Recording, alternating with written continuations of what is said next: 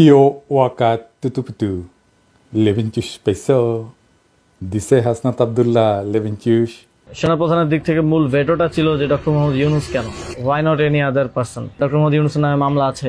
দিতে লাগিছে আমারে যারা বলতেন আমি আর্মি জিপির ভিজের লাইগা দেশের ক্ষতি করতেছি, তারা কোন গর্তের মাল এবার বুঝলেন তো। ওয়াকার 5ই আগস্ট থেকে বিপ্লবকে ব্যর্থ করার মিশন নিছে। ওয়াকারের মিশন না, মিশন কার সেটা আমরা দেখিচ্ছি।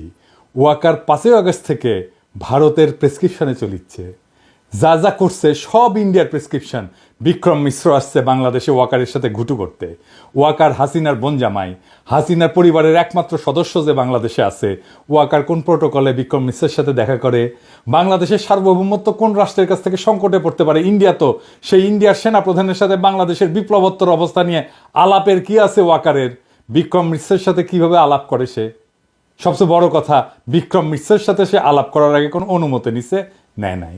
এই ওয়াকার 600-র বেশি আওয়ামী লীগার খুনি পুলিশকে রক্ষা করছে জনরোষ থেকে, তারপরে নিরাপদে পার করে দিছে সবাইকে। আয়নাঘরগুলোর এভিডেন্স ধ্বংস করছে ওয়াকার নিজে। প্রফেসর ইউনূসকে আয়নাঘরে ভিজিট করতে বাধা দিছে ওয়াকার নিজে, তারপরে আঙ্গুল উঁচায় হুমকি দিছে। কেউ না, আমি একা রুখে দাঁড়াইছি ওয়াকারকে। আমার বিরুদ্ধে চলে গেছে সবাই, আমার বিরুদ্ধে কি ভয়ঙ্কর ক্যাম্পেইন চালাইছে এই ওয়াকার আর তার সাঙ্গপাঙ্গরা। আমি কারো নাম বললাম না, আপনারা চেনেন সবাইকে। ওয়াকারের আসল মিশন তাহলে আসলে আমরা ক্ষুদ্রকালে ক্লাস 1-এ মনে হয় একটা গল্প পড়তাম, গনি মিয়ার গল্প। আমার বয়সী সবাই জানেন। গল্পটার শুরুটা এরকম ছিল, গনি মিয়া একজন গরিব চাষি, তার নিজের জমি নাই, সে অন্যের জমি চাষ করে, এরকম আর কি। ওয়াকারের নিজস্ব মিশন নাই। ওয়াকার মিয়া একজন গরিব চাষি, তার নিজের মিশন নাই, অন্যের মিশন নিয়ে কাজ করে। চাঁদের যেমন নিজের আলো নাই, সূর্যের আলো প্রতিফলিত হয় চাঁদের পিঠে পড়ে, ঠিক একইভাবে ওয়াকার আসলে ইন্ডিয়ার মিশন পালন করে। ইনফ্যাক্ট আর্মির জেনারেলরা বেশিরভাগই ইন্ডিয়ান লেসপেন্সার। এদের মেরুদণ্ড বেচা দিছে মোদির কাছে, আর বিসি দিছে কার কাছে জানি না। এদিক সেদিক করলে বিসি ধরে চাপ মারে। এই ইন্ডিয়ান মিশন কি? ইন্ডিয়ান মিশন একটাই, আওয়ামী লীগকে ফিরে আনা, আবার বাংলাদেশে তাদের রাজনীতি করতে দেওয়া। বিএনপিকে প্রতিশ্রুতি দিচ্ছে ওয়াকার আর ইন্ডিয়া সামনে নির্বাচনে বিএনপি সরকার গঠন করবে। যদিও আওয়ামী লীগ অংশ নেবে, কিন্তু আওয়ামী লীগ তো কোনো বড় দল হিসেবে সংসদে থাকবে না। তাহলে ইন্ডিয়ান দখলদারিটা মজবুত হবে কি দিয়া? সেটার আবার আর একটা তরিকা আছে। ইন্ডিয়া কখনোই বাংলাদেশে তার দখলদারি মজবুত করতে পারবে না যদি না সমাজে, রাজনীতিতে ইন্ডিয়ান ন্যারেটিভগুলো বজায় না থাকে। কি কি সেই ন্যারেটিভ? মুক্তিযুদ্ধ, ধর্মনিরপেক্ষতা আর অসাম্প্রদায়িকতার পক্ষে বলতে হবে। জামাতকে বাংলাদেশের শত্রু বলতে হবে, ধর্মীয় উগ্রবাদের বিরুদ্ধে বলতে হবে। ঠিক এই কাজই করতেছে বিএনপি। দেখেন, সে অসাম্প্রদায়িকতার কথা বলতেছে, ধর্মীয় উগ্রবাদের কথা বলতেছে, ধর্মনিরপেক্ষতার কথা বলতেছে, মুক্তিযুদ্ধের কথা বলতেছে, চেতনার কথা বলতেছে, 72-এর সংবিধানের কথা বলতেছে। তার মানে আওয়ামী লীগ যা কিছু বলতো তার সবকিছু এখন বিএনপি বলতেছে। বিএনপি হয়ে উঠছে নতুন আওয়ামী লীগ। ইন্ডিয়া বিএনপিকে সেট করলো সরকারি দল হিসেবে। এখন তো বিরোধী দল লাগবে। এটা ইন্ডিয়া বিরোধী দলও ঠিক করে দিতে চায় বাংলাদেশে। আওয়ামী লীগের জন্য জাতীয় পার্টি ঠিক করে দিয়েছিল বিরোধী দল হিসেবে। জাতীয় পার্টির নেতা হারামজাদা জিএম কাদের নির্বাচনের আগে ইন্ডিয়া যাইতো আর পানি পড়া নিয়ে আসতো এইভাবে। আবার বলতো ভারতের সাথে কি আলাপ হয়েছে তা কওয়া যাবে না। হারামজাদা, ওরে বাইরে রাখছেন কেন? হারামজাদাকে এক্ষুনি গ্রেপ্তার করেন। কি জন্য গ্রেপ্তার করবেন সেটা পরে দেখা যাবে, আগে গ্রেপ্তার করেন। দেখেন, ও তো মাখন খাইছে। মাখন খাইছে না? ও মাখনের জিনিসগুলো বের করা যাবে। কি কি মাখন খাইছে? ওই টাকা খাইছে, বাংলাদেশের টাকা খাইছে, ওইগুলো বের করা যাবে। ওকে আগে ঢুকান ভিতরে। বিএনপির বিরোধী দল হিসেবে ইন্ডিয়া আওয়ামী লীগকে চায়, একটা বিশুদ্ধ আওয়ামী লীগকে চায়, একটা ভালো আওয়ামী লীগকে চায়। আর এই আওয়ামী লীগ বানাইতে দায়িত্ব দিছে ওয়াকারকে ইন্ডিয়া। হ্যাঁ, গুয়ের আবার ভালো মন্দ। গু আমাশার গু হইতে পারে, ডায়রিয়ার গু হইতে পারে, শক্ত গু হইতে পারে, লেটকা গু হইতে পারে, গু গুই। আওয়ামী লীগের আবার ভালো মন্দ কি? আওয়ামী লীগ ভালো হইলেও সেটা গু, খারাপ হইলেও সেটা গু।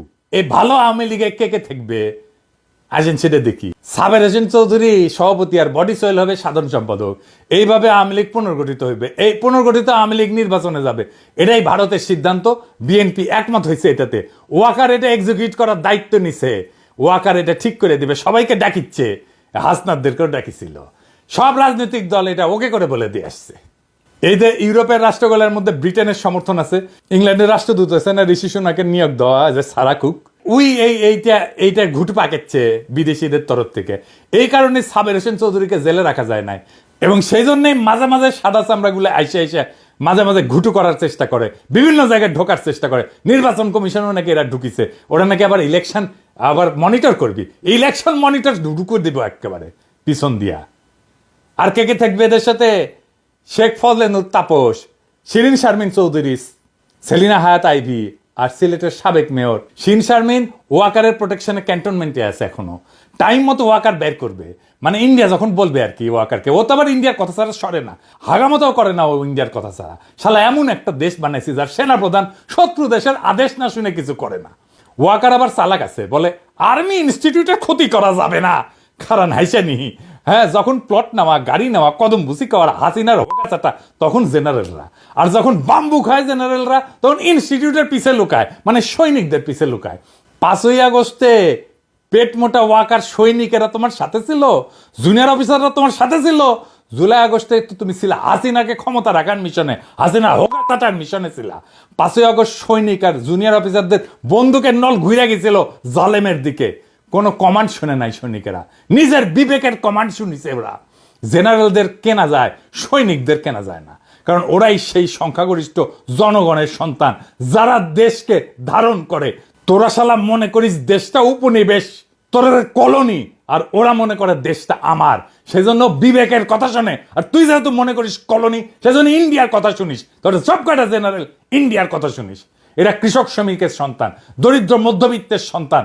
এই সৈনিকেরা ওদের পিওর হার্ট, ওরা জানে ওদের সম্পদ একটাই, তা হচ্ছে বিবেক, তা হচ্ছে ইনসাফ। ওরা কখনো ভুল করেনি। 1971 করেনি, 75 15ই আগস্টে করেনি, 75 7ই নভেম্বরে করে নাই, 2024 5ই আগস্টে করে নাই।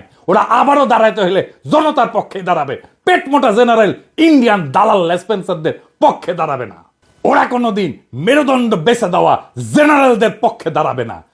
মুজিবকে জয় বাংলা করার সাহস হিম্মত সিনিয়র অফিসারদের হয় নাই, জেনারেলদের হয় নাই, হইছে সৈনিক আর জুনিয়র অফিসারদের। খালেদ মোশাররফের খুব ব্যর্থ করে দিছে সৈনিকেরাই, আর জুনিয়র অফিসাররা ভারতের কাছে বাংলাদেশের নতজানু আর্মির জেনারেলদের সৈনিকেরা সুদে না, জুনিয়র অফিসাররাও সুদে না। ওয়াকার বাংলাদেশের সেনাপ্রধান থাকার নৈতিক অধিকার হারাইছে। বাংলাদেশের সেনাবাহিনীর ইজ্জতকে সে ধ্বংস করে দিছে। নিজের পজিশনকে সে খুনি হাসিনা তার দলের স্বার্থ ভারতের আজ্ঞায় পালন করতেছে। জনগণের টাকায় বেতন নেওয়ার নৈতিক অধিকার ওয়াকারের নাই। জনগণের টাকায় বেতন নিয়ে ইন্ডিয়ার এজেন্ডা পালন করা যায় না ওয়াকার মিয়া। এখন বুঝছেন কারা ছাত্রদের বিরুদ্ধে দুর্নীতির অভিযোগ ছড়াইছে, কারা ছাত্রদের ভিতরে অনৈক্য সৃষ্টি করেছে, কারা নাইদের মিটিংয়ে বরিশালে ঝামেলা করেছে, কারা ওর বিরুদ্ধে রয়্যাল এজেন্ট হওয়ার অভিযোগ তুলিছে, কারা আমাদের বিপ্লবী জনতাকে মব বইলা অভিহিত করেছে, কারা আমাদেরকে বাংলাদেশের স্থিতিশীলতার শত্রু বলছে। এদের ভুলে যাবেন না। আপনারা সবাই রেছে নেন, যারা বাংলাদেশের রাজনীতিকে ষড়যন্ত্র দিয়ে ব্যাখ্যা করে তাদের রাজনীতি পরাজিত হবে। আজকের শিক্ষা এটাই, আমাদের রাজনীতি বিজয়ী হয়েছে। আজকের করণীয় কি এখন? তাইলে প্রথম করণীয়, ওয়াকারকে পদত্যাগ করতে হবে। সেনাবাহিনীর ভারতপ্রেমী জেনারেলদের উৎখাত করতে হবে। সেনাবাহিনীতে একটা সংস্কার কমিশন বসাইতে হবে। গুম খুনের কুশীলব সকল অফিসারদের পুলিশের হাতে সোপর্দ করতে হবে। জুলাই বিপ্লবে যে অফিসাররা নিজেরা গুলি চালাইছে, গুলির অর্ডার দিছে, তাদের পুলিশে সোপর্দ করতে হবে। কর্নেল রেদওয়ান কেমনে চাকরি করে? ওয়াকারের বাচ্চা। আমাদের ছেলেদের উপর নিজের হাতে গুলি করে রেদওয়ান কেমনে আমাদের টাকায় বেতন নেয় সেনাবাহিনীতে থেকে? এখনো বেতনের টাকা কি মিয়া তোমার বাপের জমিদারি থেকে দাও? ওয়াকার ইনস্টিটিউটের সম্মান নষ্ট করা যাবে না, তাই না? মিয়া বেকুবের বাচ্চা, তুমি মিয়া সম্মান নষ্ট করলা কার? ইনস্টিটিউটের সম্মান নষ্ট করছে কে? আর্মির সম্মান নষ্ট করছে কে? কইছিলাম না হারকুলিস হবা না, বুকের মধ্যে স্টেন্ট লাগাই রাখছো, হার্টের রুগী, ওই হার্টন তোমার নাই। তোমারে কইছিলাম আঙ্গুল তুলবা না, ওই আঙ্গুল আমরা চিনি। সকল আওয়ামী লীগারদের সরকারি চাকরি থেকে বরখাস্ত করতে হবে। সকল আওয়ামী লীগের ব্যবসায়ীদের ব্যবসা জব্দ করতে হবে। অনলাইনে অফলাইনে যারা লিগেল লেসপেন্সারি করতেছে তাদের নিষ্ক্রিয় করতে হবে। কিভাবে করবেন আমরা জানি না। আওয়ামী লীগের সকল পদধারী নেতার অ্যাকাউন্ট জব্দ করে তাদের সকল টাকা রাষ্ট্রীয় কোষাগারে জমা করতে হবে। নয়তো আমরা একদিন করে এক এক এলাকা ঘেরাও করব, জনতার ব্লক রেট দেব, আর একটা একটা করে আওয়ামী লীগের ধরে ধরে ঝুলায় দেব, টাঙ্গায় দেব। একটা জায়গায় করবেন এই অপারেশন, ঠান্ডা হয়ে যাবে সারা দেশ। বাংলাদেশে আওয়ামী লীগ বা ভারতীয় আধিপত্যবাদ ফিরবে না, ফিরতে দেওয়া হবে না। যতই তার পিছনে ইন্ডিয়া থাকুক, ইন্ডিয়ার লেসপেন্সার ওয়াকার থাকুক, জেনারেলরা থাকুক, সিভিল মিলিটারি ব্যুরোক্রেসি থাকুক, প্রথম আলো থাকুক, ডেলি স্টার থাকুক, বামেরা থাকুক, আর বিএনপি থাকুক, এমনকি প্রফেসর ইউনূস থাকুক, আওয়ামী লীগকে রাজনীতি করতে দেওয়া হবে না। আওয়ামী লীগকে নির্বাচন করতে দেওয়া হবে না। বাংলাদেশের দরকার হইলে আর একটা জুলাই হবে, দরকার হইলে আবারও রক্ত দেব, আবার লড়াই হবে। দরকার হলে নতুন বিপ্লবী সরকার আবার গঠিত হবে। এই চূড়ান্ত লড়াইয়ের আহ্বান জানায় গেলাম। সিপাহী জনতা দরকার হইলে আবার মাঠে নামবে 7ই নভেম্বরের মতো, 15ই আগস্টের মতো, 5ই আগস্টের মতো। 5ই আগস্টের ভুল আমরা আর করব না। জান দেব কিন্তু জুলাইয়ের অর্জন দেব না ইনশাল্লাহ। খোদা তাআলা আবার আমাদের বিজয় ছিনিয়ে আনার তৌফিক দিন। ইনকিলাব জিন্দাবাদ।